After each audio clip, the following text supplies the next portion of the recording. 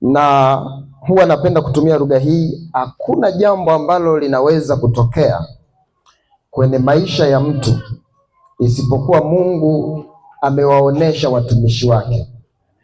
Kila jambo ambalo unaliona linaweza kumpata mtu yoyote, ujue watumishi wa Mungu walipata nafasi ya kuonyeshwa. Amen.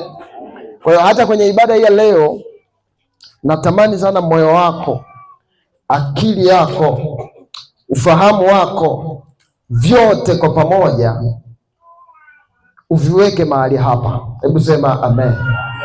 Alafu ukiviweka mahali hapa, Mungu awe msaada kwenye maisha yako. Ibada hii ni almost kama masaa kadhaa mbele, lakini licha ya kuwa ni ibada yenye masaa kadhaa mbele, itaisha. Ikiisha, je, inaweza ikawa imezaa matunda gani kwenye maisha yako? Na ndio maana natamani sana unapokuja ibadani, make sure unajua kwamba nakuja kwenye nyumba ya Mungu ili Mungu azungumze na mimi. Hebu sema amen. Na wale ambao mmeomba tangia nyumbani, mimi huwa ninapenda ninapoenda ibadani, hata kama nisipoomba nusu saa, natamani namwambia Mungu, ninaomba ninapoenda kwenye nyumba ya ibada, Mungu useme kwa habari ya maisha yangu. Amen. Na kama kuna mtu uliomba hivyo, utashangaa leo jambo la ajabu sana. Kuna mtu utaponywa ugonjwa ambao hukuutarajia kwa jina la Yesu. Kuna mtu Mungu atafanya jambo la kufungua mlango wa fedha mahali mpaka utashangaa imekuwaje kuwaje. Ni kwa sababu ya ibada hii ya leo. Sasa kumshinda mlinzi wa mlango, nataka nianzie mbali kidogo.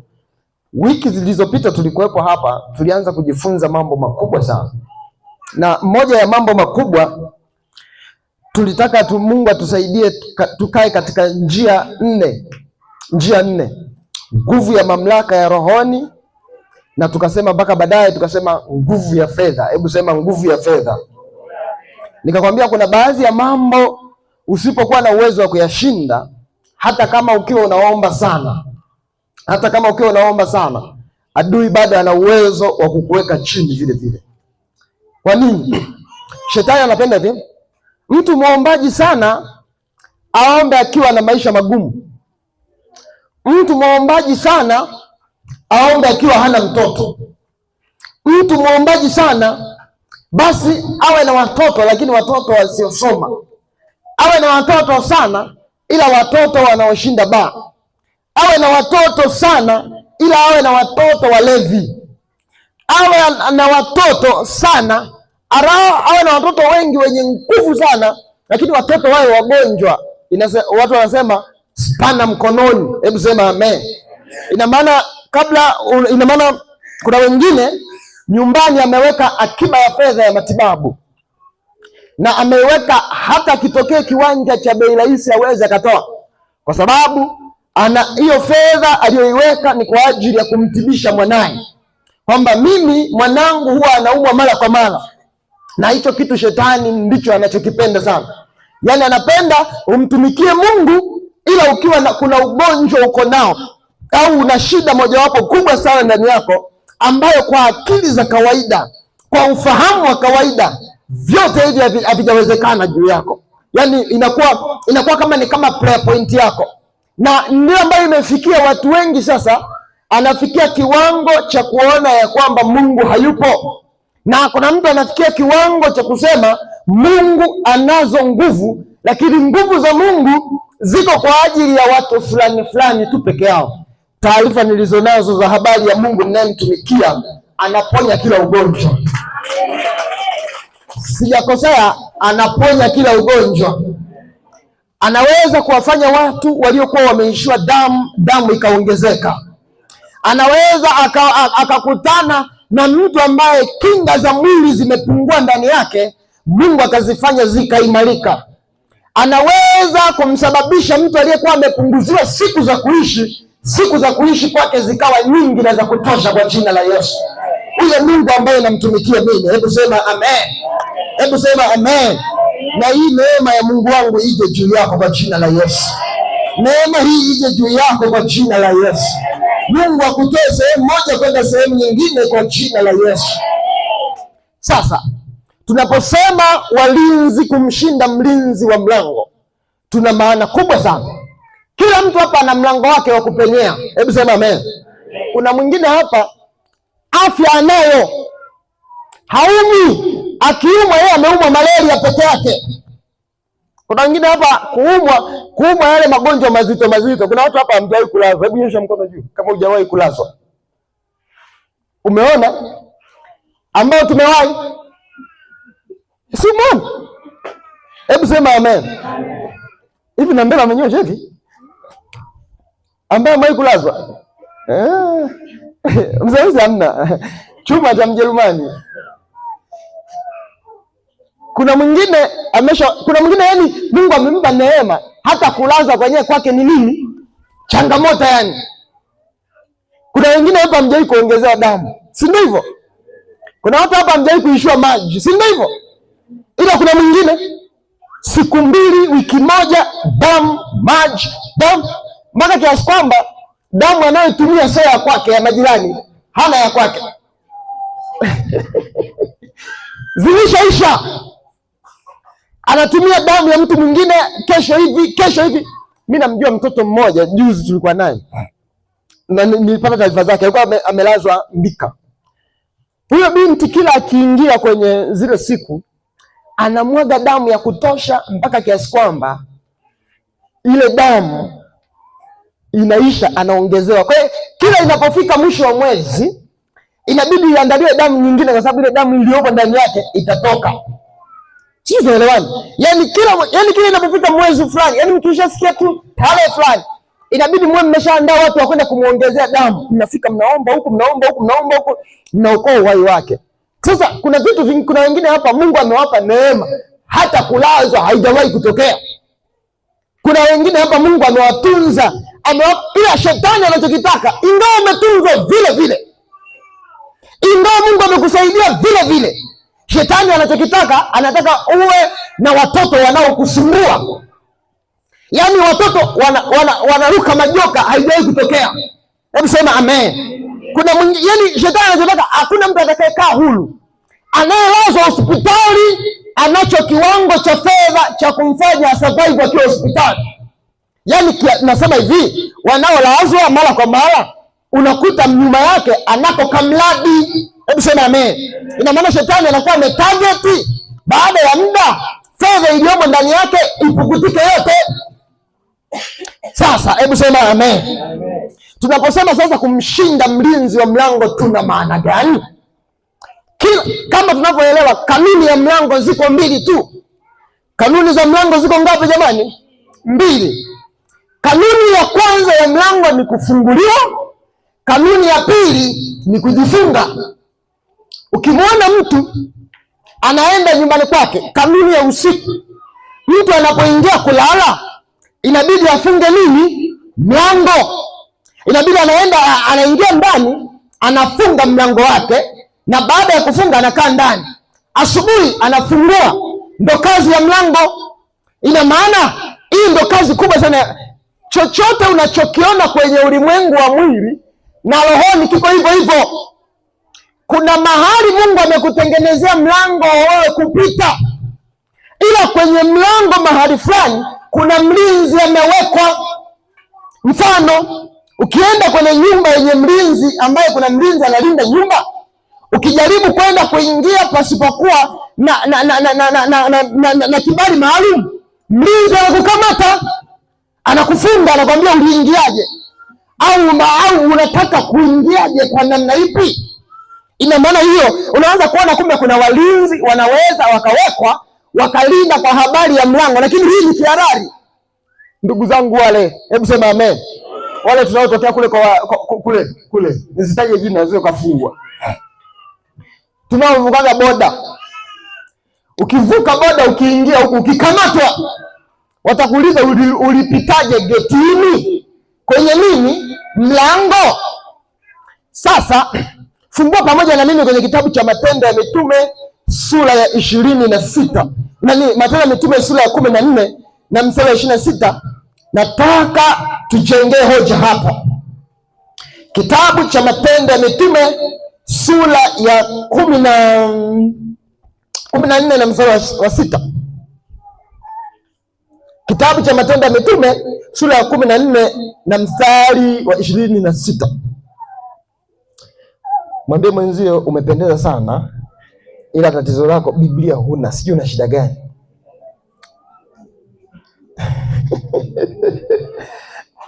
Mwambie kama kupendeza, mwambie umeulamba sana.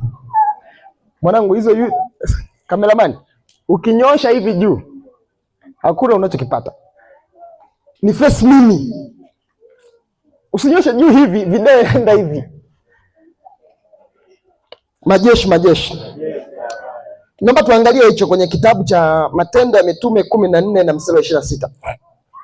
Biblia inasema, na kutoka huko wakahubiri kutoka Antiokia.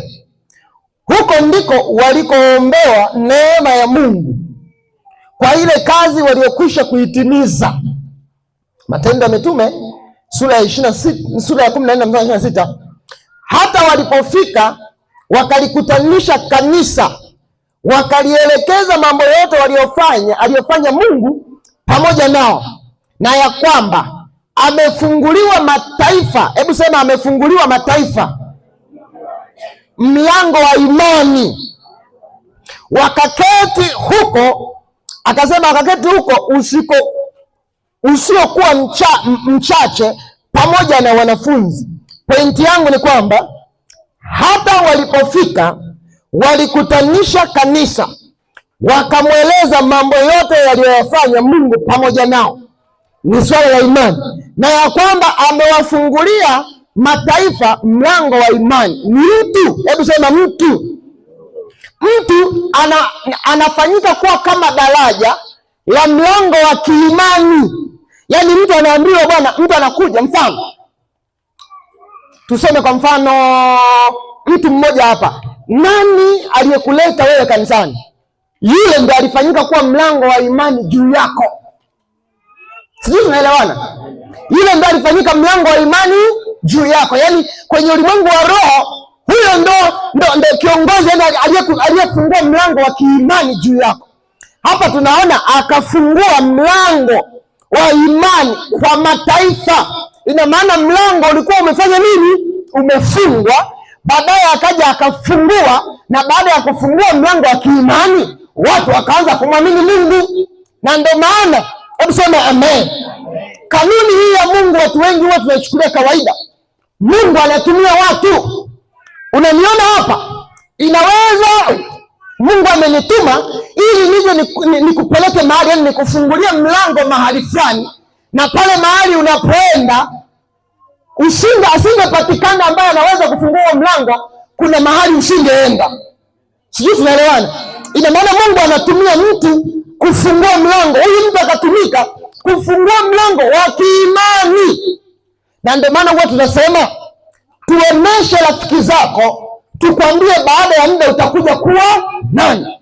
Ina maana rafiki ana uhusiano mkubwa sana wa kukufungulia mlango wa njia nyingine.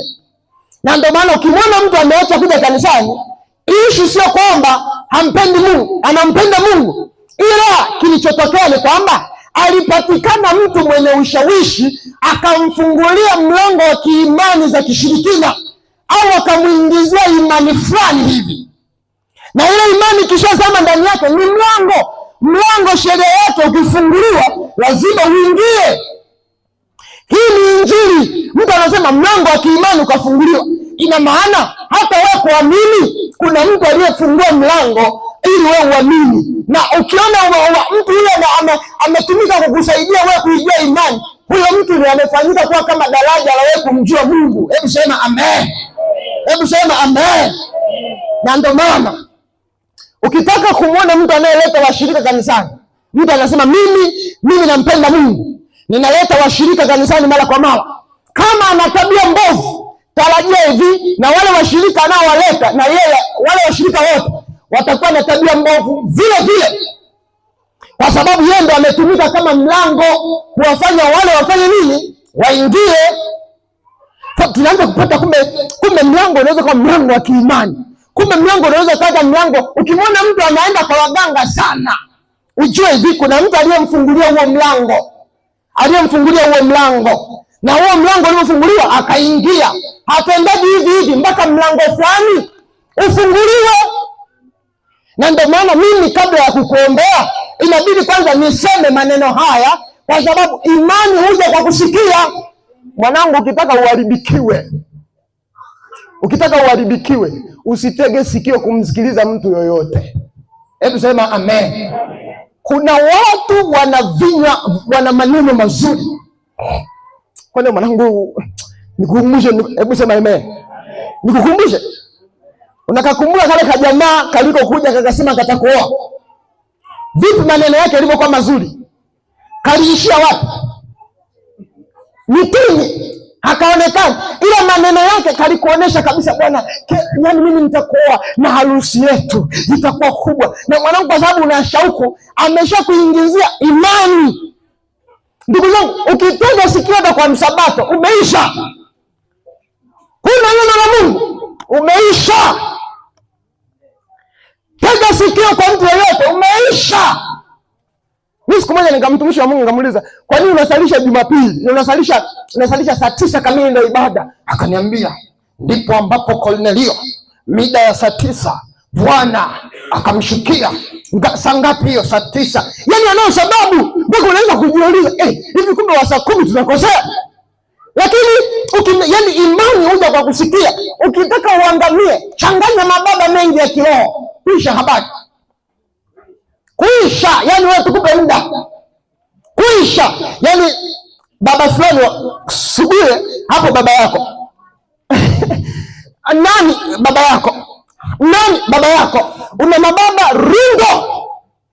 Ukiwa unatembea naye hivi, mwingine anasema hili, mwingine anasema hili, mwingine anasema hili, na ndio maana lazima upate baba mmoja. Ndugu zanguni, kuna walimu wengi lakini baba huwa ni mmoja. Unaruhusiwa kusikiliza mahubiri mengine yoyote, lakini baba yako abaki kuwa mmoja. Yaani kuna walimu wengi lakini baba ni mmoja.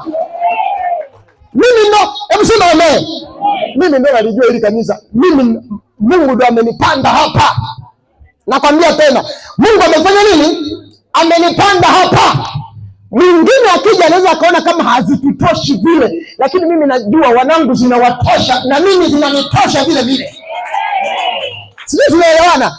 Hata mtu akija, mimi karibia almost rafiki zangu wote nilikuwa nawaleta huku, wakija wanasema, mbona ni kijijini lakini hapalingani na jinsi palivyo. Hivi unajua sisi hatueleweki bwana. Hebu sema amen. Sisi tulishawahi kufungiwa tusifanye ibada, lakini kanisa mojawapo pekee Tanzania lilifanya ibada kanisani hili hapa. Tulihama vituo. Wewe utafanya vita na sisi lini tuweze? Tulihama tukafanya ibada kwa mama mengi, tukapiga moto ukashuka. Watu nchi wote unarusha madongo, lakini tukahama tukahamia sehemu nyingine, injili ikaendelea. Tukahama tukaendelea, injili ikaendelea. Tukaona haitoshi, tukasema turudi nyumbani, tumepakumbuka. Hivi unaelewa? Tuna mlango wa kiimani ambao sio wa kawaida ndani ya nyumba hii. Hebu sema amen. Na ndio maana kufanya vita na mtoto wa nyumba hii ni kucheza. Na watangazia wachawi waache kufanya vita na wewe, kwa sababu wewe umeshindikana. Kwa sababu wewe umeshindikana. Ninawaona watu walioshindikana hapa mbele ya adui zao kwa jina la Yesu. Hebu sema amen. Hebu sema amen. Hebu sema amen. Kwa kadiri vita inavyokuwa kubwa, sisi huwa ndio tunajaa. Sisi unaelewa? Ina maana Mungu ametujenga kwenye msingi wa imani ambayo haiteteleki. Tunaamini. Hebu sema amen. Mwingine yeye akaja akatuonea huruma. Usituonee huruma sisi. Sisi ni watu tulioitwa kwa ajili ya kazi ya Mungu, ambao tumeitwa tukiwa hatuna nyumba, ila tunamwamini Mungu kwamba kuna mlango utafunguka mahali nikapata nyumba nikiwa natumika kwenye nyumba ya ufufuo na uzima. Kuna mtu, yani kuna namna sisi Mungu ametusuka, si namna ya kawaida. Na ndio maana kufanya vita na mimi ni kucheza. Hebu sema amen. Na level niliofikia sasa hivi sipigani. Wanaopigana ni watoto. Sijui unaelewa? Kabla hujakutana na mimi umekutana na Yohana. Kabla hujakutana na mimi umekutana na Belediana. Kabla hujakutana na mimi umekutana na Justini. Kama hujakutana na mimi, umekutana na Loda. Na bahati mbaya anaopanga wa leo akikufyeka huwa hatukosi kabisa. Na ndio maana tuna slogan yetu huwa tunasema ni majeshi, alafu majeshi ya Bobi tunasema ni haya hapa. Yakiua yanauaga kabisa, huwa hayabakizi, yakifyeka yanamaliza. Haleluya! Wanaenzi kufanya vita na sisi tulishashindikana kitambo. Hebu sema amen. Tulishafanya nini? Tulishashindikana, tulishatengwa mpaka na ndugu. Sisi hapo usitoe hivi, walishatuambia unaenda kufanya nini, lakini naenda. Walishasema naenda. Uelewe. Hebu sema amen. Siku moja Bibi Lucy ameokoka kanisani, akawekwa kwenye baraza. Huyu hapa wakamwambia unahama dini ya wazazi. Nani mpaka Bibi Lucy anauliza unahama dini ya wazazi? Bibi Lucy akasema pale ndipo ambapo nimepachagua. Ndipo anamwambia jamani wewe Bibi Lucy, hebu achana na hapa. Anasema ndipo ambapo nimepachagua. Angalia kamchungaji kako, achana na kamchungaji kako. Yule mimi ni mchungaji wangu na namba yake ni leo kwenye simu hii hapa. Mwambie wenze mpaka wajukuru wa hili kanisa wameshindikana. Wabishi, hebu amen. Yaani utafikiri sampuli za Muha hivi. Yaani tunambisia shetani mpaka yeye mwenyewe anasema hivi hawa ni Waha au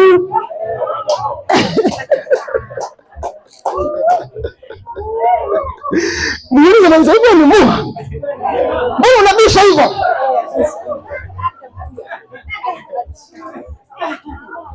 Ukikaa nje. Siku moja nipo Kahama. Na unajua shetani na watu wake, akamtumia mtu message akaniambia mchungaji kazi yako imeisha. Kanisa limeisha lote. Mwaka huu utoboi. Nikasema hebu Jacob, hebu nenda.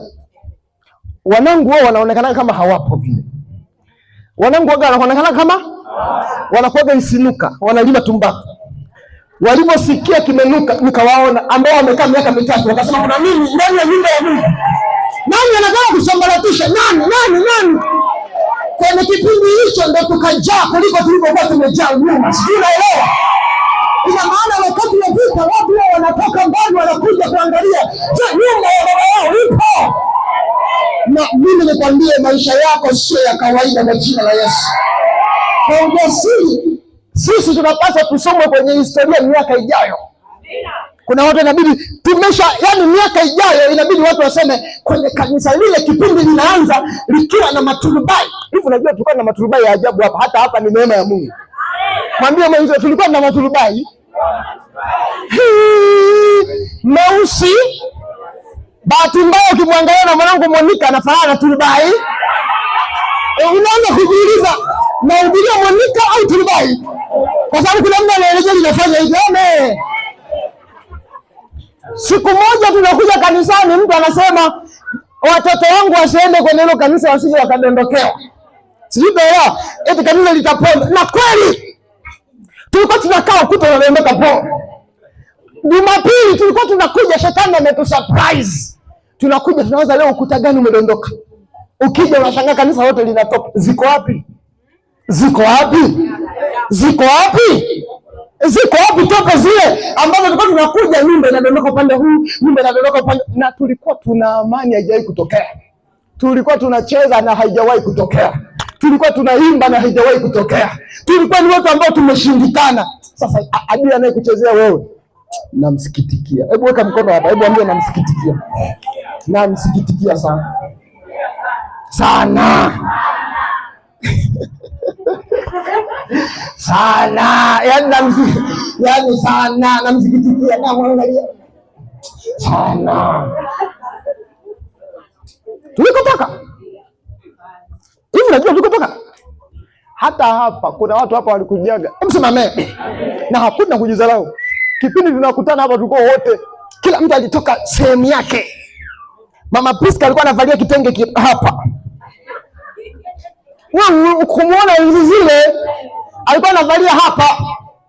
Alikuwa yuko busy, alikuwa akija kanisani ameweka hapa, katoto alikuwa anakafungia hapa. Mama Priska alikuwa anatembea anakuja kanisani Mama Priska. Hebu sema amen. Hebu sema amen. Hapo Mungu anamwambia Mama Priska, gari limewaka namba 5. Na Mungu anamwambia limewaka namba 5. Nimeshakutafutia kanisa. Nenda. Mama Priska anakuja na angalia. Baadaye na Mama Jeremia na yeye, hebu angalia kisa cha Mama Jeremia mpaka leo anashangaa. Eti akaja kutuuliza, hivi nyewe ni Freemason?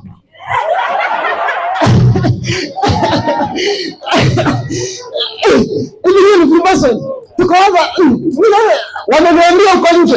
Kumbe Mungu anamwambia, unga gari linakaribia kuondoka hivyo, ingia ndani.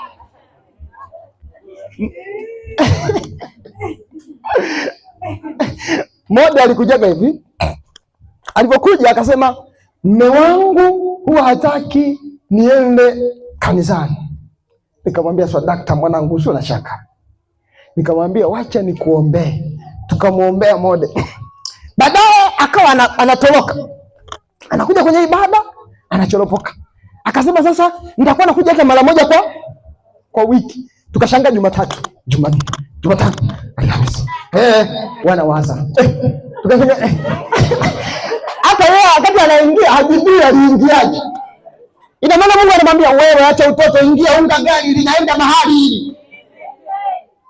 Zeredi anakuja mara ya kwanza anamwambia, mwanangu, inabidi utafute baba wa kiroho. Zeredi anawaza, baba wa kiroho? Nikamwambia nenda na amani ya Bwana. Hapo kulikuwa kuna dada mmoja anaitwa Lisa, akanikonyeza, baba muombe. Mdawa ameendana mgeni. Anamwambia baba Mungu ile dhambi atusamee, sijui ni kweli. Akaniambia baba, nimemwambia mambo makubwa ya Mungu. Kukaa huko ndani na upweke. Mimi nimemwambia, nikamwambia twende nyumbani mwa Bwana. Kuna kamchungaji kule ni noma sana. Kwa hiyo wakati anakuja kuangalia. Alipofika Verediana, alikuwa na mpango afanye kazi baada ya muda arudi. Sasa hivi ana mpango wa kurudi. Sijui unaelewa? Ina maana tumeshindikana. Kwenye swala la imani tumeshindikana. Na kama ambavyo tumeshindikana mbele za shetani, ndivyo ambavyo tunatakiwa tushindikane kabisa. Hakuna mchawi atakayetuloga, yaani tushindikane. Waganga watujue, yaani ukipeleka jina kwa mganga, ukiambiwa anasali wapi? Akiambiwa tu kwa Gwajima, aseme hebu mwacheni huyo mtu, mnaniletea matatizo. Maana nitasemwa asubuhi, mchana na jioni. Ukitaka ugundue madhabahu ni kubwa, hebu waza nikilipuka hapa neno moja tu, uone linavyolipua mji mzima. Hujawahi kuona? Likilipuka tu moja, unalikuta senta limejaa vidole. Oya. Ina maana madhabahu hii Mungu kuna namna ameiita. Lazima na sisi tushikilie hapo. Vijana msiondoke kwenye nyumba hii, baadaye kuna matunda hapo baadaye. Sisi tunaelewana. Yaani hata kama umepata kazi usipoteze namba ya baba yako. Sisi tunaelewa. Hata kama umeolewa usiache kumpigia baba yako. Baadaye hapo mbele pana matunda kwa jina la Yesu. Mimi kitambo tu kwa jina la Yesu. Haleluya. Kwa sababu tukishughulika na walinzi, kuna watu hapa sasa hivi mtapenya. Hebu sema amen. Kwa sababu kwenye imani, mlango wa kiimani ulishafunguka kwako. Mwambie mwenzo, mlango wa kiimani kwangu ulishafunguka. Na ndio maana unaniona hapa. Sasa kuna mlango ambao unatakiwa ufunguke. Hebu sema amen. Tuwashinde wale walinzi wa milango ambao wamesimama, wanahakikisha ya kwamba huruhusiwi kumiliki hiki. Kijana mmoja mimi namjua, alikuwa kwa baba kule. Amefika Dar es Salaam akiwa hana kitu chochote. Akapambana kana kanisani akapanga chumba. Anakaa kanisani akafanya kazi, akaanza kusoma elimu za watu wazima. Soma kaajiriwa amekuwa mkubwa. Akanunua makochi nini, sasa akawa na maisha yake. Siku moja akaweuka. Hebu sema amen. Kuweuka ile kuwa kichaa. Bora ukachizika ukiwa shepherd. Lakini kwa ngazi zetu hapa shepherd akichizika, jambo baya. Hebu sema amen. Sisi hapa shepherd ndo ngazi kubwa. Akachizika akiwa MP, ina maana amevuka ngazi ya ushepherd. Akachizika. anaongea maneno ya ajabu, anaruka senta, anakimbia, amechizika. Baba wakamuita, akamwambia leta tumuombe. Kumwekea mkono, anasema mizimu, bibi zake anasema tumekuja, tunaona vitu vigeni anavyovifanya. Piga, yanasema vigeni gani? Yanasema toka lini analia kijiko? Si unaelewa? Toka muulize mwenzio, mwangalie, unajua kwa nini uliagi kijiko? Kuna walinzi. Jaribu uone siku moja. Yanawaambia wale bibi, wanasema vigeni. Kwa nini analia vijiko? Kwa nini anakaa kwenye masofa? Na kwa nini anakaa mjini? Tunaona vigeni. Kuna watu hapa, kuna walinzi umewekewa kwenye ukoo. Ndio maana kila unapopambana kupata baadhi ya vitu hupati. Mwambie mwenzio kuna walinzi. Yaani wale walinzi wanakaa wanakufuatilia. Hata kama ukisema na kuama sio solution. Kuna mwingine anawaza hivi, Uloa hakuna mapato mazuri. Uloa hakuna mapato mazuri, hujaamua. Si unaelewa? Hujafanya nini? Hujaamua. Hujaamua. Ukiamua Uloa kufanya vitu vikubwa unaweza. Usiseme viti, naamua nakimbia, naenda mbali. Mimi nimeamua kukwepa vita. Kwanza mapato madogo sana Uloa. Hujaamua. Ukiamua kila kitu kinawezekana. Hebu sema amen. Ukakusanya mpunga wako, ukaweka ndani magunia yako 20 mapema, ukaweka ndani, ukaacha tamaa. Mwambie mwenzio acha tamaa. Hapo ndo pana shida. Hapo ndo pana nini? Acha tamaa, weka ndani. Baada ya muda bei imepanda, safi, mambo mengine yanaenda, unalima, unafanya hivi. Hapa Uloa mwingine, usidanganyike eti uwezi kuwa tajiri ukamiliki labda milioni 20. Hawapo Uloa kwenye akaunti wana milioni 20. Hawapo Uloa wana milioni 50. Wanakula nini? Ugali kama tunaokula sisi. Si unaelewa? Wanapanda magari ambayo tunapanda sisi hayo. Wana mashamba ambayo na sisi tunalima hayo. Kwa hiyo kuna namna shetani anaweza akakudanganya, akakuaminisha ya kwamba hapa Uloa huwezi kufanikiwa. Ndugu zangu, sikiliza vijana wangu. Kanuni ya mji, ukiitwa na Mungu ili huo mji ukukubali, inabidi wewe ukubali kwanza. Yaani ukisema hivi mimi ni wa Uloa, ila usiseme hivi ni wa Uloa nitatoka miaka ijayo. Nikwambie upati. Si unaelewa? Ufanye nini? Upati. Ukiitwa kuwa mchungaji, ukasema bana wewe umeitwa Uloa, ukasema hivi nafanya Uloa, ikifika miaka 5 hivi narudi mjini nikapande bajaji, maisha mengine nimechoka na mimi sitaki kupanda bajaji, hakuna, eti niende mjini ambako mishkaki inapatikana kiwepesi, ambako mambo mengi yanapatikana kiwepesi, niende mjini kwa sababu kumechangamka. Na hapa nafanya kwa muda tu. Nikwambie Mungu hakupi, kwa sababu haiwezekani akupe watu wa kuaminishe kuhusu Mungu alafu wakimbie. Hebu sema amen. Ni sawasawa na hivi. Kuna watu mnaweza mkasema tuko strong sana. Ikitokea nikafungasha vilago, hebu sema amen.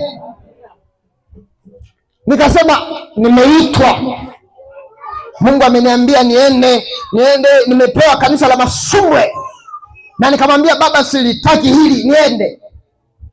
Kuna watu watarudi nyuma. Sio, unaelewa?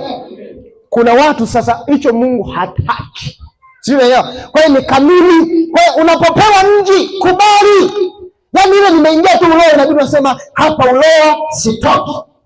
Liwe litakalokuwa sifanye nini? Sitoki. Ndivyo ambavyo hata wewe ukiitwa mahali au ukinunua kiwanja mahali utapopenda, nikwambie ile eneo halitazaa matunda kwa sababu umeshalikataa rohoni. Hebu sema amen. Nikanunua kiwanja, mke wangu asipapende, nikwambie bado pana shida. inabidi rohoni kwanza apakubali. Akipakubali, kuna baraka zinamiminika, zinakuja mpaka juu yangu. Sasa wengi hatukubali. Kuna wengine hapo una mpango wa kuchochea wiki ijayo. Hebu sema amen. Una mpango wa kuchochea wiki ijayo, na mawazo yako sasa hivi unataka uhamie Kabanga, na unasema Mungu ameniitia Kabanga, Mungu ameniitia. Eneo kilikataa, halikupi fedha, milango inafungika. Eneo kilikataa, halikupi matunda. Hivi unajua, kwa kadiri mahusiano yako na Mungu yanavyokuwa mazuri, Mungu ndivyo anavyokuaminisha kwa watu wengi. Hebu sema amen. Ukiwa na mahusiano mazuri na Mungu, Mungu anakubalisha na watu wengi na anakubariki kwenye kiwango kikubwa. Sasa watu wengi tunafunga milango wenyewe. Unaolewa, ile unaolewa unasema tuolewe tu, kwa sababu wanaume hawapo. Hebu sema amen. Tuolewe tu kwa sababu wanaume hawapo. Mwanangu sio wa bei chipu, mwanaume hujampenda mkatae. Mwambie wewe sura kama Arbasalom nikupeleke wapi? Usio bei chipu, naongea kanuni ya kiroho. Usiolewe kwa sababu tu kuna wanaume ndani yao ni lango la kwenda kuzimu. Yaani ukiolewa naye unaenda kufariki. Sema amen. Na kuna mwanaume ukioa mwanamke unaenda kufariki. Kuna wanawake wana sifa za kuwa wajane, yaani rohoni amewekewa walinzi wamsimamie. Kila atakayemuoa, kila atakayefanya nini muoa anafariki. Na wewe mwanangu, mimi natumia maandiko yanasema sitakufa bali nitaishi. Na muoa Mwantumi, mwanangu, tutachimba futi 6 tukuzike, tutasema Bwana ametoa, jina la Bwana lihimidiwe. Kumbe wametoa walinzi. Si kila mwanaume unayepaswa kuolewa, si kila mwanaume unapaswa kuolewa naye. Na ndio maana mwanangu, omba. Kuna wengine mmeingia kwenye ndoa mmelogwa. Sema amen. Mbona kama upande huu mmelogwa sana, amuitikie amen. Hebu sema amen. Kuna mwingine unaingia kwenye ndoa umelogwa, anaenda mahali anakuchezeshea shwaya, nikimwambia I love you aniambia I love you too. Kuna wanaume kabla ya kupatanisha mahali anakuroga wewe, analoga mama yako, analoga baba yako, analoga na mshenga, wote mnapiga jibu, mnakuwa hivi. Mwambie wenzio, umeguswa leo. Ule upole wako ule. Mimi ndio mwanaume, na kuongezea mke wa pili. Na wewe unasema sawa baba. Sawa, acha ujinga. Ndio unaingiza matatizo ndani. Sawa, fanya nini? Mwambie mwenzio sawa. Yaani hata kama akiongeza ijulikane tu kwamba huyu mama waga hataki. Si unaelewa? Ndio juu limekolea. Baba yako ashalogwa, mama yako amelogwa, na wewe umelogwa. Wote mmewekwa kwenye kasanduku hapo kamoja. Na yule baba anakuja ukweni anavyotaka, anaingia anavyotaka. Kanakuja tu. Kwanza mwanaume hujamaliza mahali nyumbani kwa mke wako, unaenda kufanya nini? Unaenda kulala ukichinjwa. Hebu sema amen. Ukichinjwa. Eti na unaenda haleluya haleluya. Na mahali hujamaliza haleluya.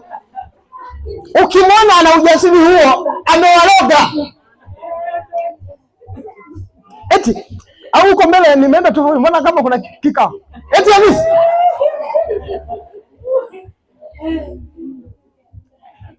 Mimi mwenyewe nina kadeni fulani, silali ukweni.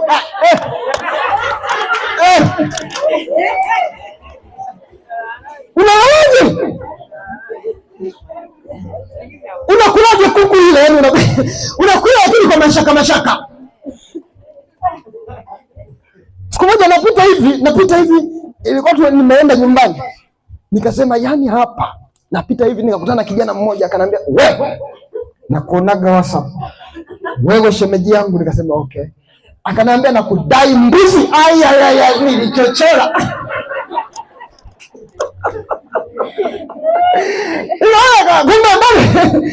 Sasa wale vijana wanawaza mbuzi yetu, mbuzi huko kwao kwa mama, unawachinjia vijana wote mbuzi wanakula. Kwa wale vijana wana hamu na mimi, afu uende ukalala.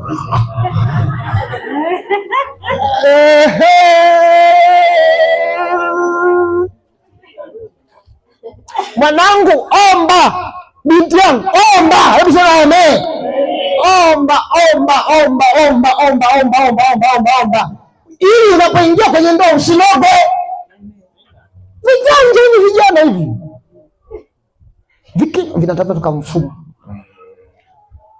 Babu, nataka nimloge huyu na huyu. Anaambiwa haya, tia mdomoni ka kitu. Ukiwa unaongea umekaweka huko. Ndio unashangaa siku hiyo. Ndio nimekubali. Unajiuliza nini? Kumbe mtu ameshaenda tayari.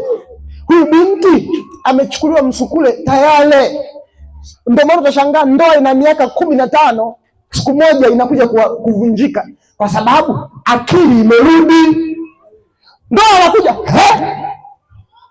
njoo ile tunaita njoo. Unashangaa Hebu waza, hebu sema amen. Neno la Mungu linaweza kufanya mambo yote. Hebu angalia, kuna mtu leo yupo kanisani. Yupo wapi? Kanisani. Na anafundishwa mafundisho potofu. Na yale potofu anayaamini. Yaani anaweza kaambiwa maji yana uwezo wa kumfanya asiyezaa azae. Basi sawa, kama kweli yanafanya na kweli yanafanya. Je, haya maji yametokea wapi? Maji haya anakwambia hayo maji ni kuna mhubiri mmoja alikuwa anahubiri anasema kuna mate ya Yesu. Nilishangaa. Mate ya Yesu. Nikajiuliza wametolewa wapi haya mate ya Yesu? Kwa sababu hayo mate ya Yesu vile Bwana anayatafuta. Hayo mate ya Yesu. Anawaambia jamani, mate ya Yesu hapa. Watu wanatumia mate ya Yesu. Anasema mate ya Yesu hapa, mate ya Yesu hapa, mate ya Yesu wanayachukua. Mwingine anasema nina fimbo ya Musa. Mchungaji anawafanyia hivi. Dondoka. Amjaona hivyo? Dondoka na fimbo. Anaambia fuateni fimbo. Unafuata fimbo. Fuateni fimbo. Hai. Kuna mtu una simu hapo. Nyanyua simu juu. Nyanyua simu. Ujinga huu. Nyanyua simu, kile mtu nyanyua simu yako. Chukua simu yako. Monica hawezi. Chukua simu yako. Nyanyua simu hivi juu. Aya sema ewe simu. Naamuru. Ingiza hela. Sasa hivi. Kwa jina la Yesu. Amen. Ujinga huo, hela hiji hizo.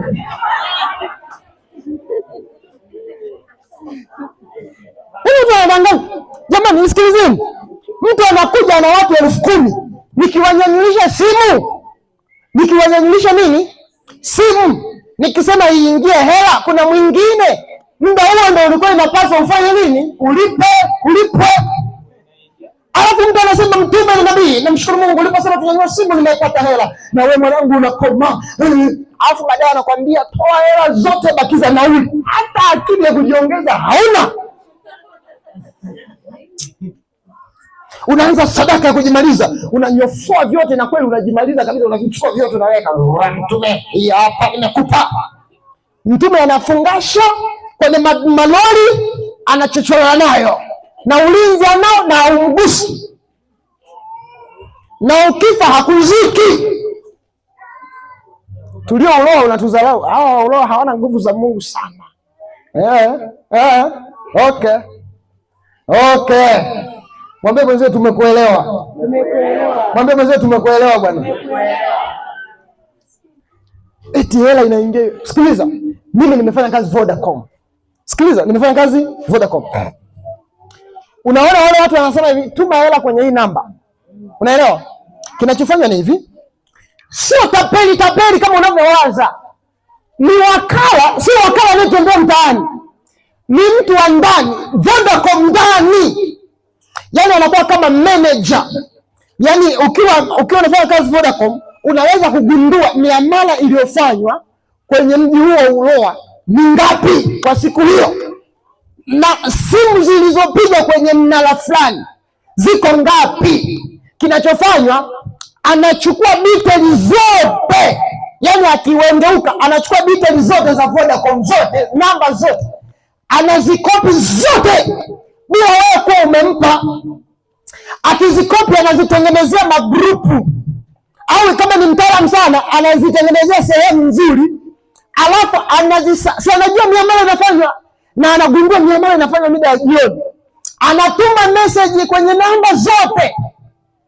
Nikwambie, kuna watu anakuwa amesha target. Kuna watu wanaenda kutoa hela sasa hivi, kuna watu wanaenda kutuma sasa hivi. Angalia zile message za kodi ya nyumba zinaingia tarehe 1, tarehe 23, muda wa mishahara. Ina maana Yesu sio mtume amefanya jambo ameotea.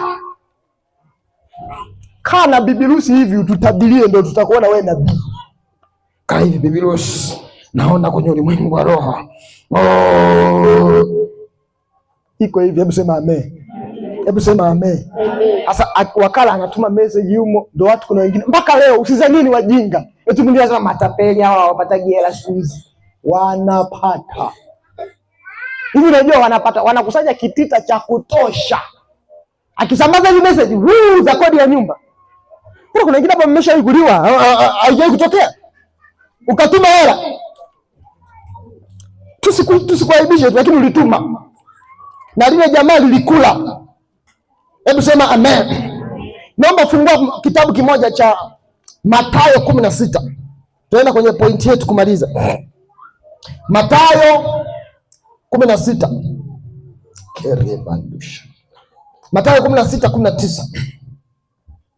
Biblia inasema, nami nitakupa wewe funguo za ufalme wa mbinguni, na lolote utakalolifunga duniani litakuwa limefungwa na mbinguni, na lolote utakalolifungua duniani litakuwa limefunguliwa na mbinguni. Majeshi. Anasema nitakupa wewe ufunguo wa ufalme wa mbinguni. Hebu sema funguo za ufalme wa wapi jamani? Mbinguni. Alafu anasema nikisha kupa funguo za ufalme wa mbinguni, anasema sasa sio ufunguliwe. Anasema lolote utakalolifungua duniani litakuwa limefunguliwa na mbinguni. Monica, njoo na wewe. Kimbia kama umekura hapo.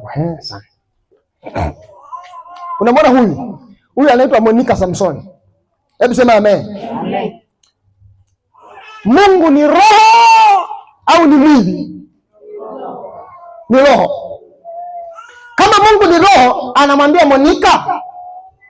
Monica, mimi nakupa funguo, si za rohoni hizo.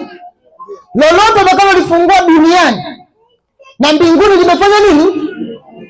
Anapewa funguo za mwilini, za rohoni.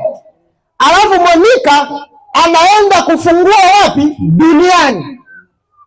Akifungua duniani, anasema, Biblia inasema utakachokifungua duniani na huku mbinguni kimefanya nini? Monica ni hao wawili. Monica, kumbuka, ana roho. Kwa hiyo Mungu ili afungue mlango wa kufanikiwa, inabidi akukabidhi funguo, na funguo inaanzia rohoni. Ukiona mtu amefanikiwa, ujue kuna mlango uliokuwa umefunguka akapata fedha. Ndio maana kuna viruga vya mtaani tunavisema, bwana, milango imekaza. Anasema ulolote utakalofungua Monica ni wa rohoni. Roho, tuseme roho yake ndio hii. Roho ndio hii ambayo ndio Monica. Roho ndio hii, mwili ule pale. Anasema akikabidhiwa funguo huyu, na yule kule amefanya nini? Na akifungua huyu na kule kumefanya nini? Mimi nasemaga Wakristo wengi hatuna tukanuni za kimungu. Biblia inaposema lolote litakalolifungua, ina maana ukitaka kuanza kazi usianze mwenyewe. Unamuuliza Edina, sasa hivi unafanya kazi gani? Baba, kuuza vitonge nilishachoka kitambo sana. Sasa hivi baba nauza maziwa ya mtindi ya Mafesto. Unamuuliza, umeanza kuuza lini maziwa? Baba, mimi ni jeshi la Bwana. Sio jeshi la Bwana, no. Kuna mtu Mungu amekupa ili akuongoze. Huyo jukumu lake ni kukuombea. Unakaa wiki nzima. Hebu sema amen. Amen. Kuna wengine wanasema hivi, yaani baba kumpata ni kazi sana, hujaamua. Hebu sema amen. Hujafanya nini? Mimi napatikana, hujaamua. Hivi unajua nafundishaga mpaka madarasa ya msingi ya Kiroho hapa kanisani. Huyu binti ameniotea mara namfundishaga darasa huyu binti hapa. Mpigie makofi, acha huyu. Wewe unasema baba kumpata ni ngumu. Inategemea targeti zako umeziwekaje. Na ukinitafuta ukanikosa, isiwe sababu sasa. Baba nimemkosa sasa mimi. Ukimpigia kiongozi wa kanisani, usimuulizie baba. Ukimuuliza tu baba, hakuhudumii. Hebu sema amen. Kwa nini? Kwa sababu hata wewe ungekuwa yeye. Kwamba Mama Besa, baba yuko wapi, nataka niombee. Anasema baba yupo sehemu fulani, atakuja sawa. Lakini naona yuko mbali, hata wewe naona una nguvu kidogo, hebu njoo.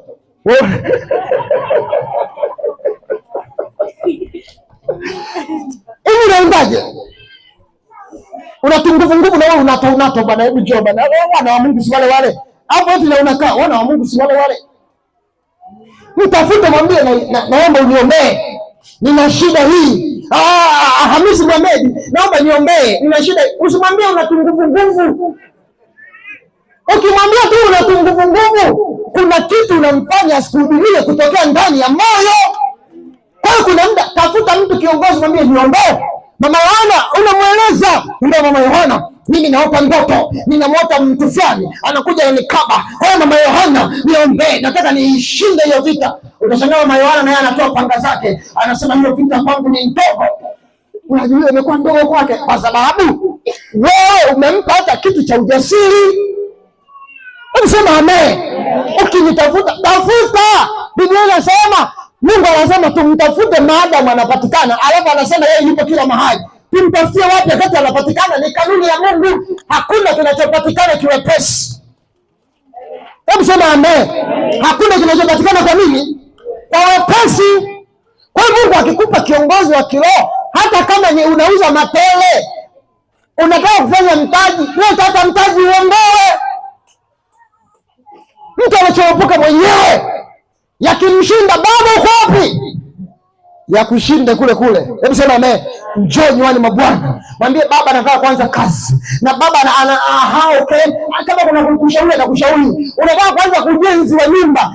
Ile nyumba, make sure mtumishi wa Mungu anakuja anafanya nini? Anaombea. Nyumba iko mbali, baba mchanga. Leta, mwambie baba mchanga huu kule ni mbali, sina nauli. Mambo mengi naombea, nyumba ile inajenga Kahama. Mchanga wa baba, hii hapa, iombee. Au siku nyumba inazinduliwa mpya, inaombewa.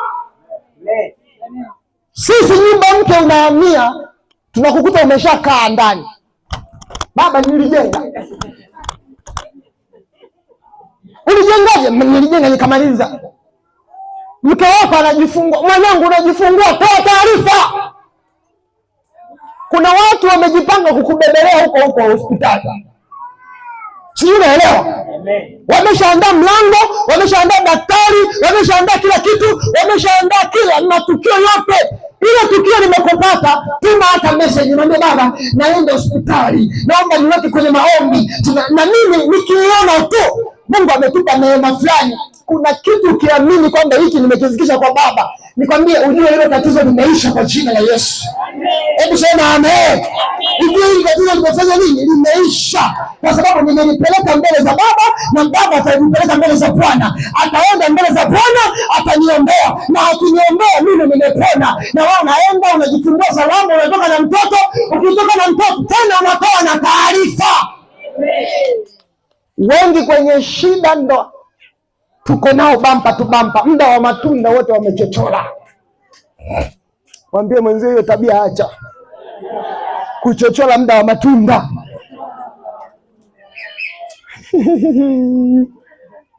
Mwingine ni rafiki yangu kwa sababu sasa hivi hana ndoa. akipata mme wake ni rafiki yangu, baba utukufu kwa Yesu, baba mzima kwa Yesu, endeleaje? Baba yangu, baba niombe tu. Unajua bana, kuna baba niombe. Siku akielewa tu. Kasikia na yule mwanaume bila hata sitaki uongee na yule baba yenu, yule kijana yule na mashaka naye. Na mashaka naye sana. Ninamwamini na mashaka naye. Na mashaka naye, msiongee naye kabisa. Unaolewa. Baada ya hapo connection zote zinakata. Wanangu, lolote utakaolifungua duniani na mbinguni limekakae. Lolote utakaolifungua duniani na mbinguni limefanya nini? Ina maana kumbe kama tukianza kuomba leo tukafungua milango ya fursa inafunguka na kazi tunafanya nini? Tunapata. Sio, unaelewa? Ina maana tukiomba leo tukiwapiga walinzi waliokaa kwenye milango, kile kitu Mungu alichokusudia tukipate tunakipata. Kama amekusudia tupate ndoa tunafanya nini? Tunapata. Kama amekusudia tujenge tunajenga. Kuna mtu hapa haujengi kwa sababu kuna mlinzi amesimama kwenye mlango wako. Mwingine afya inazorota kwa sababu mlango wa afya umefungwa. Mtu unasinya baadaye unanenepa, unasinya baadaye unanenepa.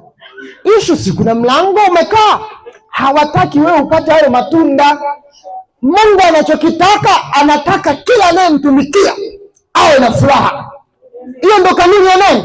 Ya Bwana. Yaani kila ambaye anasema analiitia jina la Bwana awe na furaha. Nimalizie kwa kutoa ushuhuda huu mmoja. Kisa kimoja. Nikiza sijui ni ushuhuda, utaelewa hivyo hivyo. Iko hivi. Mgeni utanisamee. Kuna mchungaji kama ndoga anafundishaga hivyo. Yaani tena hapa leo nimejitahidi, nimeanza na somo. Kuna muda mwingine anaanza na TikTok. Sikiliza. Leo mpaka nimeanza na somo. Sikiliza. Hebu sema amen. Nisikilize hata kama ni mgeni. Hata kama wako unatoroka mara nyingi. Nisikilize kwa makini. Nikazie macho. Umeshawahi kung'atwa na siafu? Siafu zina tabia moja. Siku moja nilikuwa naendesha pikipiki ya Hamisi. Tulikuwa tunaenda sehemu moja inaitwa Wakagogo. Yohana yuko Makagogo. Yes. Kumbe wewe na kumbukumbu. Tunaendesha pikipiki na Yohana tunaenda Makagogo. Tulikuwa na Isaya. Tukafika sehemu kukaa kuna siafu njiani. Sasa hiyo siafu tukapita na Yohana. Kumbe siafu zimeshapanda pikipiki ya Hamisi kitambo. Kasema dereva. Wewe Isaya na yeye. Usiulize baba na ulikuwa unachezaje, nitakulani.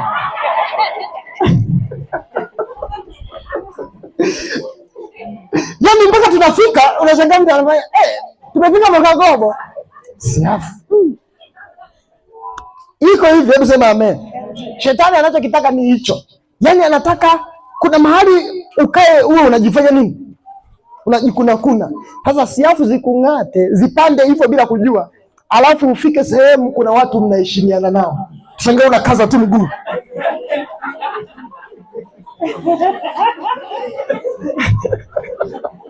Nataka unakaza tu mguu.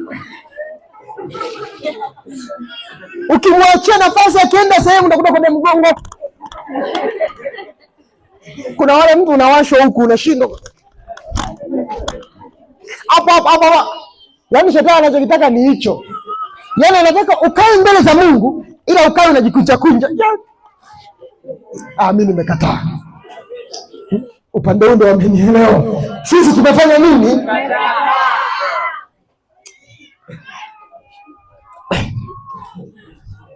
Mwambie wenzio Mungu hataki wewe unajikunja hivyo. Mwingine mimi napenda mtumikia Mungu. Tatizo mume wangu. Siku moja tulikuwa kwenye kongamano la wachungaji. Tunaomba.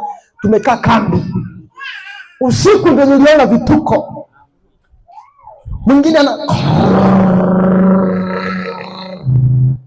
anasema mimi mume wangu ni mzuri ila baba anakoroma usiku vibaya mno. Nikwambie ni mume wako. Nilikuwa sijawahi kulala na mtu anayekoroma vibaya. Jamani, nimejaribu. Kulala ni ngumu, lakini nikwambie wa kwako. na hatubadilishi wa kwako. Upande huu wa kwako. Vile vile anakoroma wa nani? Wa kwako. Ni mke wako vile vile wa kwako. Iko hivi, unashangaa binti mzuri, unamuoa mpaka honeymoon tu. Amerusha mguu hivi, amelala. Mwingine amerusha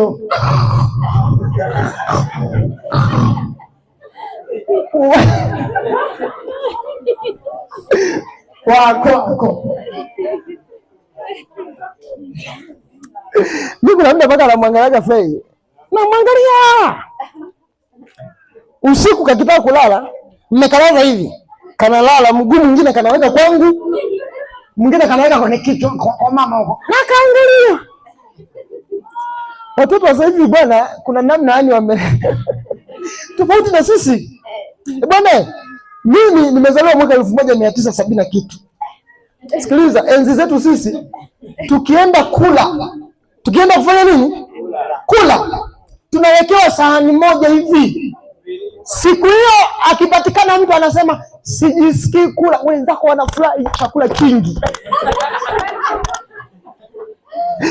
Yaani ukisema sijisikii kufanya nini? Kula, wengine ndio yani na tangu mimi nakuwa, sisi tumezaliwa sita, sijai kuona mtu yeyote anasema hajisikii kula. Nishasikia tu mtu akisema sijisikii kula, mnikatie mniweke pembeni. Mnakata kidogo. Vitoto vya sasa hivi eti sijisikii kula. No. Sijisikii, ujisikii kula. Unatumwa kwenda kuhesabu. Sasa hivi vikinajoi hivi kivituma kwenda kuhesabu watu vinunue soda. Kikienda kinafika unakuta kinasema 1 2 3 4 5 6 7. Sisi ulikuwa unatumwa hesabu wasikuone. Unafika tu. Umeondoka. Sasa hivi 1 2 3 4 5 6 7. Soda gani? Akati nimeshawaambia kahesabu watu na watu usifanye nini? Hebu sema amen. Hebu sema amen. Vile vile hata kama umeolewa na wanaume ana tabia fulani, inategemea na alikozaliwa. Hata kama akiwa anakula sana, kwa sababu kwenye familia yao yeye ametoka kwenye familia ya watu wengi. Kwa hiyo akila na wewe anataka ashindane, kwa sababu anajua na wewe ni kama wale. Yaani anataka mashindano, anabaka na mke wake. Baadaye anashtuka, kumbe sishindani. Na sio kwamba kwa bahati mbaya, kwa hata mabinti walikuwa hivyo. Mimi nilikuwa na mdogo wangu mwenye gradi, alikuwa akikaa hivi. Hamwezi kusema ni mwanamke au mwanamke atakuwa taratibu. Anakaa na anatongeza kueleweka. Kwa ukizimba unalala njaa. Yaani ukizimba, sasa umeolewa na huyo, lazima tu mtakuwa mnabata ndani. Mama anashangaa kingizi akipo amekipiga. Yeye anajua ni mashindano wako. Hebu sema amen. Hebu sema amen. Na ndio maana Bwana leo amekukumbuka mwanangu. Anasema leo tuwapige wale walinzi wa milango, ili kana kwamba umtumikie Mungu ukiwa na amani zote kwa jina la Yesu. Yaani umtumikie Mungu ukiwa na afya yako kwa jina la Yesu. Umtumikie Mungu ukiwa na afya yako na fedha yako kwa jina la Yesu. Mwambie mwenzio, mimi mlango ukifunguka nachomoka moja kwa moja. Sirudi nyuma. Mwingine mlango wake ni biashara, mwingine kazi, mwingine mahusiano. Yaani hicho kila kitu kinahitaji nini? Mlango. Sikiliza, nikwambie kitu kimoja. Sema sisi watu wengi hatujielewi. Wewe Tanzania sentensi zinasema, mama unaweza kuwa unamdai mtu. Nisikilize. Unaweza kuwa unamdai mtu milioni 5. Milioni ngapi? 5. Na mtu huyu ukimbana vizuri milioni 5 anafanya nini? Anayo. Ila sasa hakupi. Wewe unachoamini ananizungusha. Hicho ndicho ambacho tunafeli sana. Wenzetu wakiona anadai hela muda mrefu afu alipi, anapeleka kwenye madhabahu. Tumeelewana? Anaenda anakuroga ili ufanye nini? Umlipe. Wewe sasa uendi kwenye madhabahu, unaenda mbele za nani? Za Bwana. Unamwambia Bwana, huyu mtu ninamdai kiasi milioni 10. Baba, imbisha moyo wake. Baba, fungua moyo wake. Baba, naomba kwa damu ya mwanakondoo, ninamleta mbele zako, ninamwombea kwa damu ya mwanakondoo. Ukiomba vile, yule mtu anapata shauku hata ya kuja kufanya nini? Kukulipa. Unaenda kufanya biashara, usiseme watu wapo. Eti watu wapo tu watanunua. Linda mbele za Mungu, kamata. Baba, namleta. Naomba Baba, nawapanga malaika kwenye duka waje kwa mamlaka jina Yesu. Wawavute watu waje. Utashangaa kila mtu anakuja kwenye nini? Kwenye duka. Tatizo tumekaa. Tunasema naenda Jumatano ibadani, unafika kwenye kiti cha biashara yako, ukiombea. Wenzio wanachoma ubani. Pita kwenye maduka asubuhi, usikie harufu za ubani. Saa 6 usikie maubani ya kutosha, linanuka huko, linanuka huko, linanuka huko, linanuka huko, linanuka huko. Alafu mwanangu Modesta umekaa tu. Unacheza na Davis, unachezea mashavu yake. Wenzio hawachezi na mashavu ya Davis. Wanachofanya wenzio wanaita watu. Na wewe sasa inabidi asubuhi kwanza kwenye kiti kabla hujafungua, hata kama nini, wewe ndio unafungua, unasema ninapofungua duka hili ndipo ambavyo nafungua na wateja waje kwa jina la Yesu. Mwingine unaenda kutembeza biashara, inabidi unasema Baba, fungua mlango wa wateja kununua. Ninapotoka ndipo ambavyo nitarudi nikiwa nimemaliza mzigo kwa jina la Yesu. Imani ni hakika ya mambo yatarajiwayo. Unatarajia nini? Ukishaamini Mungu anafungua mlango na kinapatikana. Hebu sema kwa jina la Yesu. Sauti haijatosha. Hebu sema kwa jina la Yesu. Upande huu, hebu sema kwa jina la Yesu. Unaweza kuwa hapa, ila kuna mtu amefunga nyota yako iko sehemu. Amen. Amen. Mlango ukikufungukia popote unatajirika. Hebu sema amen. Mwambie mwenzio, mlango ukifunguka kule kule namba 2 unafanikiwa. Mwambie mwenzio, mlango ukifunguka kule kule Mwakagogo mlango unafunguka. Loda wapi? Wewe umeelewa? Kule kule wapi? Loda kule kule wapi? Mimi sijui. Kipindi anaolewa watu wakasema hivi, sasa anaenda mbali sana. Ushangaze ulimwengu Loda. Lima. Miaka inayokuja uwe na kiwanja senta namba 5. Usipige na makofi ile neno leta na sadaka, lipangie sadaka. Leta sadaka. Leta sadaka, panda na sadaka. Panda na sadaka. Panda mume wake. Ameniambia tupande sadaka, panda sadaka, panda sadaka, panda sadaka. Leta sadaka, inaleta sadaka. Unaleta? Ya kununua kiwanja. Chukeje nachukua hela, unikome.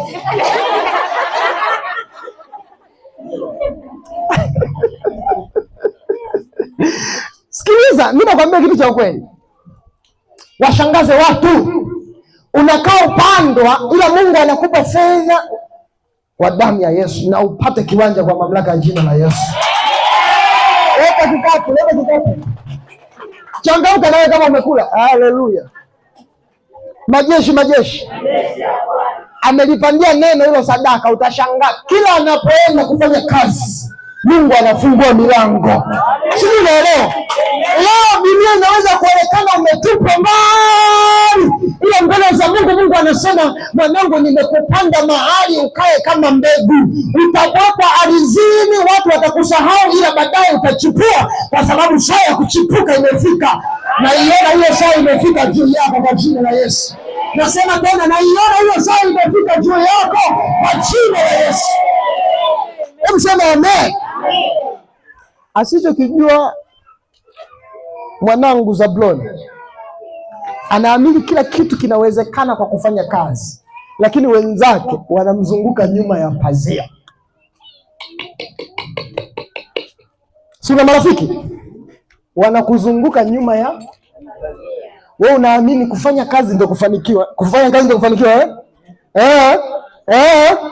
kazi ndio kufanikiwa Anachokiamini Ramadhani ni kupambana tu, ila wenzake wanamzingira nyuma. Anachokiamini fulani, wenzake kumbe wanazunguka nyuma ya pazia wanafunga. tutakuwa tuna semina siku zinazokuja hapo baadaye. Na mimi naelewa nitamuita mchungaji wa Kakola hapa afanye kazi ya Mungu mahali hapa kwa jina la Yesu. Itakuwa ni mpela hapa kwa damu ya mwana kondoo. Tutapigiza msasa kila mahali, yani tutaangalia nani aliyekuroga, nani aliyekufunga. Tutapiga moto, tutahakikisha kila mtu anafunguliwa, anaenda kwenye kusudi lake. Hebu naomba rudia haya maneno, hebu sema lolote nitakalolifunga duniani na mbinguni limefungwa. Unaamini? Ukifungua duniani na mbinguni, ukifungulia ndoa rohoni inakuja mwilini, sio rohoni tena. Ukifungua rohoni inakuja, ukifungulia mahusiano yenye nia njema rohoni yanakuja, ukifungulia wateja rohoni wanakuja. Ndio kanuni ya Mungu. Mwanangu, wewe upati tukio lolote isipokuwa limeanza rohoni. Ndio maana Mungu, naomba nimalizie. Na mniombe nimalize kweli kwa sababu leo hakuna ndoa hapa. Iko hivi. Kwa nini unaota watu wamekuzingira? Kuna watu mnaota ndoto za hivyo. Unaota mtu amekushikilia. Ina maana kwenye ulimwengu wa roho Mungu anakuambia kuna watu wamekushikilia ili usiende mahali ambapo Mungu anafanya nini? Anataka. Sitamtaja jina mtu huyu. Mwanangu mmoja aliota ndoto hii. Aliota amelala na mume wake. Mume wake akageuka kuwa joka. Alafu akammeza. Sijui unaelewa? Hiyo ndoto ilihitaji maana. Alivyoniambia tu nikasema kwa mamlaka ya jina la Yesu, kama haya mahusiano yanaenda kuleta mauti, hiyo ndoa life. Nikalifunga kwenye ulimwengu wa roho. Siwezi kumtia moyo. Wewe umeota ndoto mume wako anakumeza. Unamwambia haya nimpe maana gani? Lile Mungu alivaa sura. Unajua shetani alivaa sura. Na ile sura inaleta maana. Imechengeshwa. Unaweza kusema hivyo? Hapana, hatusemi imefanya nini? Imechengeshwa. Hilo nikasema kama huyu mwanaume ameitwa ili aje asababishe mauti juu ya mwanamke, nafunga hiyo ndoa. Inawezekana. Mwingine usiwaze hivi, baba mbona nyinyi mnaachanisha watu? Haya, umeolewa na jini. Umeolewa na jini inakwaje? Likupate tukio uanze kusema watumishi wa Mungu hivi na hivi, nalifunga. Nikasema kwa jina la Yesu, kama huyu mtu amekusudia kuleta mauti, ninaagiza kwa mamlaka ya jina la Yesu, nalivunja. Nikatoa siku 7. Siku anayeniambia nikamwambia Mungu dhihirika ndani ya siku 7. Baada ya muda matokeo unaanza kuyaona. Wewe unaangalia tu picha. Ila kila kitu Mungu amekwambia. Mwanangu, wewe unatembea. Wale madereva Hamisi. Unaendesha pikipiki, unagonga bata au kuku. Kuna jambo baya juu yako. Usiseme hivi, napata tu hizi ajali. Ukipata ajali ya hivyo mtafute baba mapema. Umeingizwa gerezani kwa kesi ya kuzingiziwa. Unatoka, usitoke kapitiliza nyumbani. Kimbia wapi? Kanisani. Na kanisani usitoke. Njoo hapa. Baba uko hapa. Nataka unifanyie maombi. Nimeingia unatoka na nuksi. Hebu sema amen. Usidanganyike na wewe mambo anasema eti ukiokoka unakuwa kiumbe kipya. Mbona tangu umeokoka bado mapepo yanakusumbua?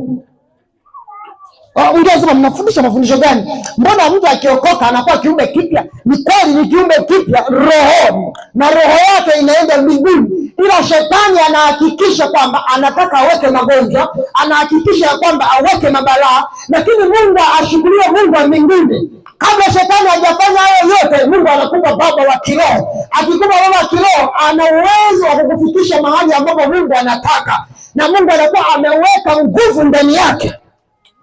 Na hii nguvu ipo. Amen. Nasema tena ipo. Kuna watu walikuja hapa wanaumwa magonjwa, Mungu akawafungua wakapona kabisa. Kuna watu hapa walikuja hawatembei, Mungu akawafanya wakatembea hapa. Ina maana hii nguvu isiishie kwa wasiotembea tu, bali iishie na kwa wale wanaotaka kufanikiwa. Mwanangu, utafanikiwa kwenye hii madhabahu kwa jina la Yesu. Utafanikiwa kwenye hii madhabahu kwa jina la Yesu. Utafanikiwa kwenye hii madhabahu kwa jina la Yesu. Sisi kuna mtu anaelewa upande huu, anaelewa kweli? Au ni hame upande huu? Hebu sema amen. Namuona hapa kuna mtu anaenda kufanikiwa kwa jina la Yesu. Kuna lango linaenda kufunguka kwa mamlaka jina la Yesu. Unaona kama neno la kawaida, lakini linaenda kubadilisha maisha yako kwa jina la Yesu. Aisee, upande huu naona mwezi huu mtauza kwa jina la Yesu. Naona kuna watu wanaenda kupata kwenye viwango vikubwa kwa jina la Yesu. Naona kuna watu wanaenda kufanikiwa kwa jina la Yesu. Hebu sema anafanikiwa. Hebu sema anafanikiwa. Hebu sema anafanikiwa. Mwingine akisema kwa nini mnahubiri mafanikio, mwambie pesa ni jawabu la mambo yote. Mwambie mwenzio pesa ni jawabu la mambo yote.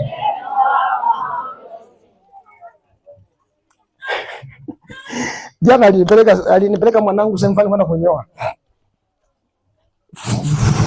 Samueli akaniambia, baba tupite hapa haraka haraka.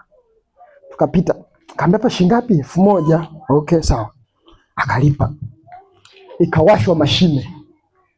Ilipowashwa unataka ukimbie kwenye kiti, ikapiga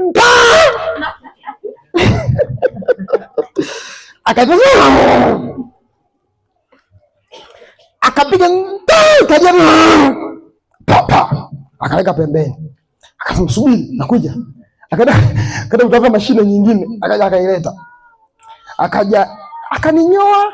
Ilipofika muda wa kuchonga, akigusa jana mpaka natikisika maumivu. Ngambia baadaye ngambia hapana, ngambia badilisha.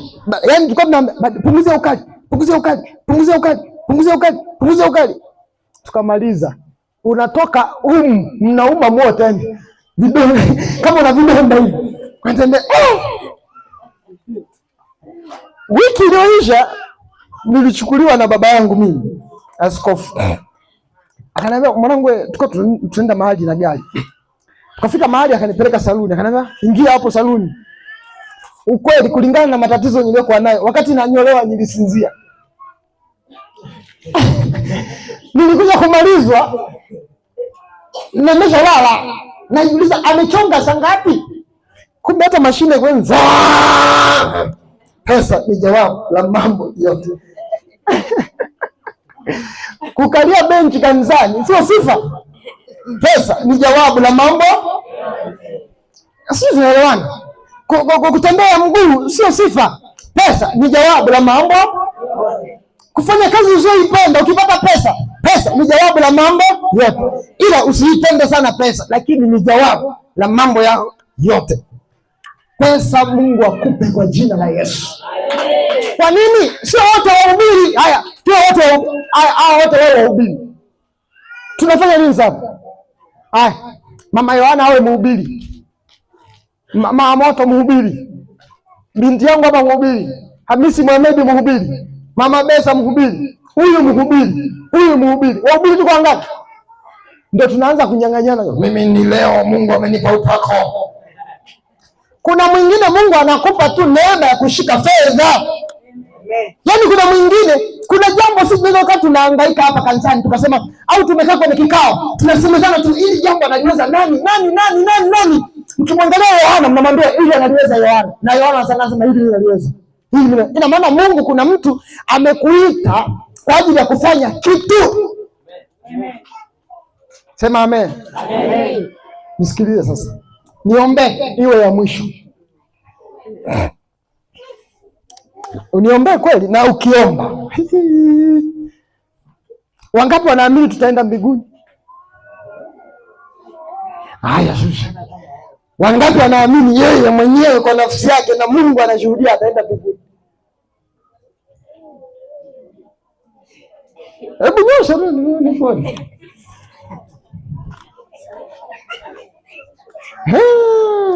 Haya sawa. Uko mbona umenyosha? Wote? Au mwingine ameshakata tamaa? Nisikilize sasa kwa umakini. Naomba nisikilize kwa umakini. Shetani anachokifanya, si tutarudi mbinguni.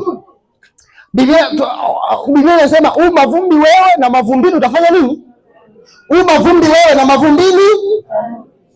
Ina maana Mungu amekutoa wapi? Mbinguni. Akakushusha kwa mama wa namba 2. Ukazaliwa na mama wa namba 2.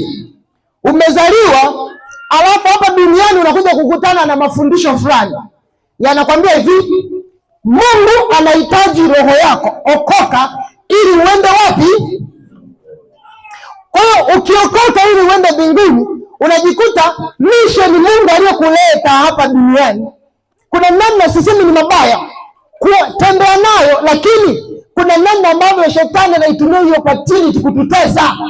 Angalia, ni sawasawa na mtu anatoka nyumbani kwake anaenda ugenini, anakaa, afu baadaye anarudi alikotoka.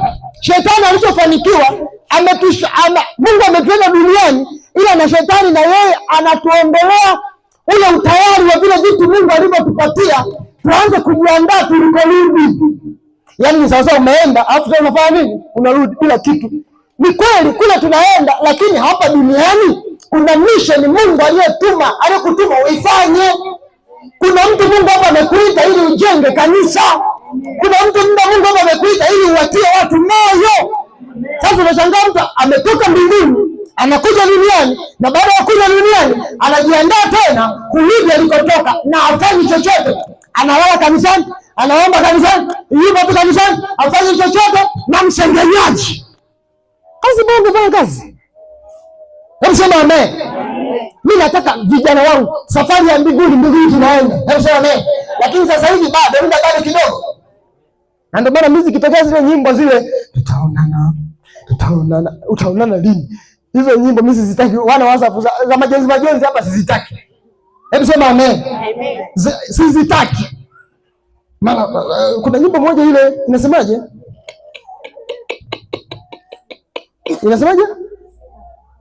Uzima kifoni. Hizo nyimbo jamani, mseme naziimba kabisa.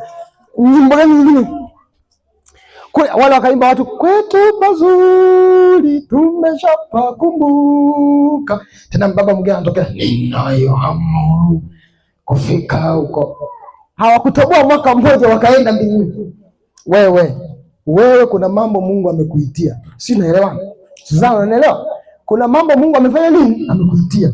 Mbinguni watu anasema, Mungu anasema nimemleta, tumeshusha jabali duniani, litarudi mbinguni kwa sababu linamjua Mungu. Lakini duniani huyu tumempa nguvu ya ushawishi kwa watu, tutapitisha fedha kwenye mikono yake, atajenga vituo vya watoto yatima, ataacha alama, atafanya kazi ya Mungu iende, atasafirisha wahubiri na atakuwa ni mtu mkubwa.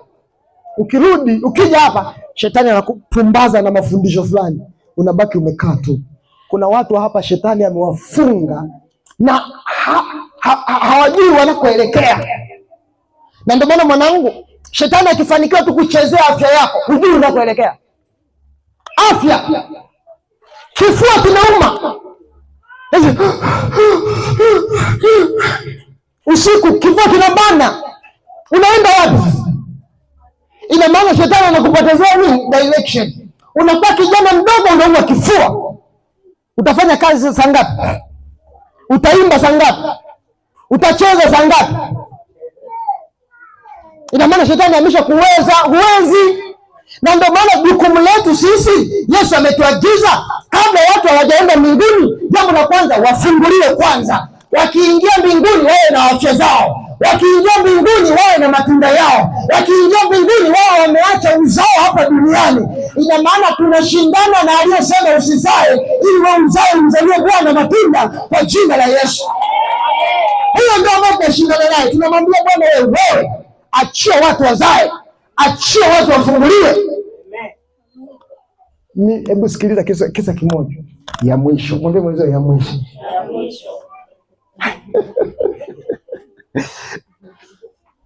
Sikiliza. Na mwingine afu umeshapaisha neno langu kwa damu ya Yesu. Nikumbushe. Nilikuwa nasemaje? Mwingine nitakupa maiki. Nilikuwa nasemaje? Nikasemaje? Sio ya mwisho. Sentensi leo nazungumza nyuma hapa. Kisa kimoja. Kisa gani sasa hichi? Jamani, kisa gani? Wana wa mafuta. Nilikiandika. Hamna, mnikumbushe bana. Cha mwisho, si ndio nilisema cha mwisho? Okay. Ndio tunachelewa hivyo. Uniombee.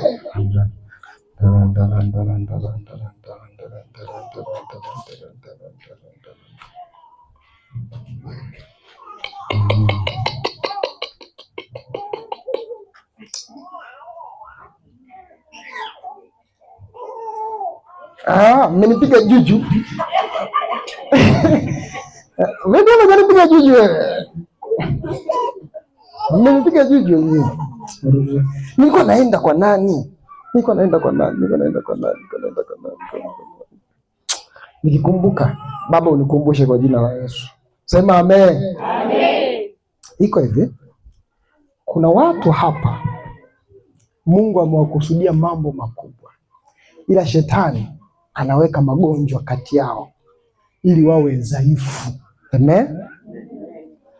Udhaifu nikwambia, nikasema ukiwa kijana alafu ukaanza kusumbuliwa na nini? Na kifua, kuna baadhi ya mambo hutafanya nini? Hutafanya. Mfano, unamtumikia Mungu, huna mtoto.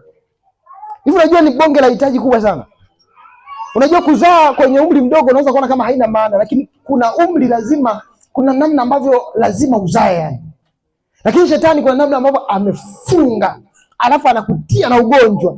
Akikutia na ugonjwa anakupunguzia spidi kule unakotakiwa kufanya nini? Kwenda.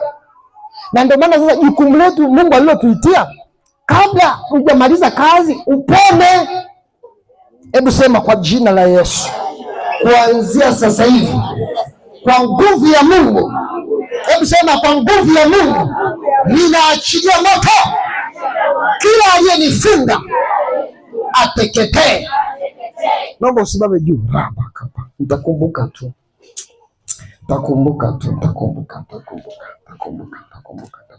Wana wasafu, tupatie wimbo mmoja tumwabudu Mungu.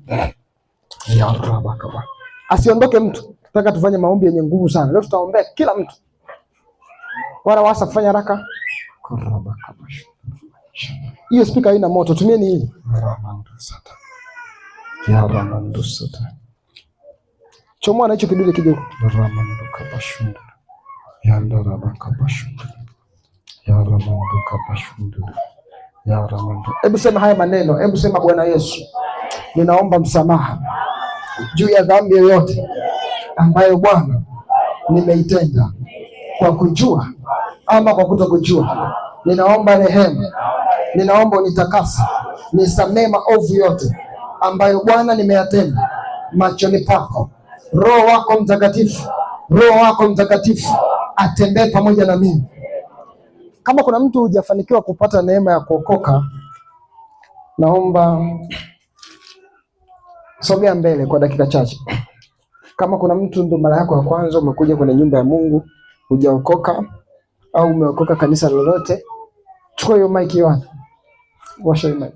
Kama kuna mtu umetokea kanisa, kama kuna mgeni, hebu tusaidie, tunyoshe mkono juu.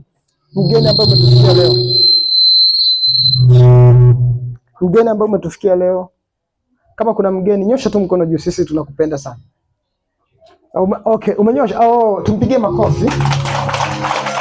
Pelekee mic. Jitambulishe dada, umetokea wapi? Sisi ni kanisa la Mungu lenye upendo.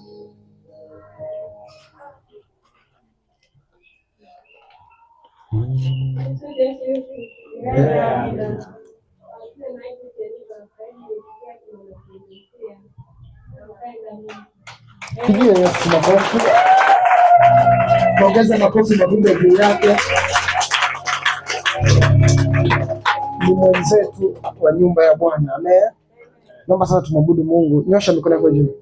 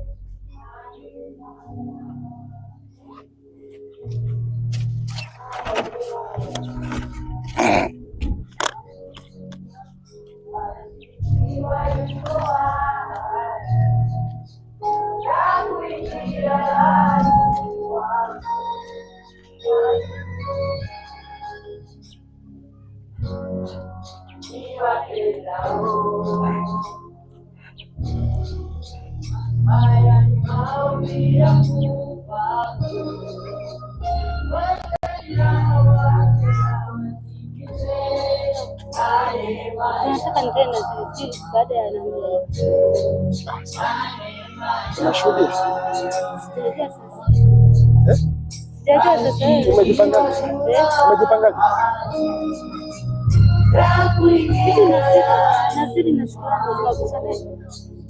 Sasa vyote vinaambatanishwa kwa pamoja. Sasa shukrani ulimwambia Mungu tulipa. Hiyo haina shida. Mungu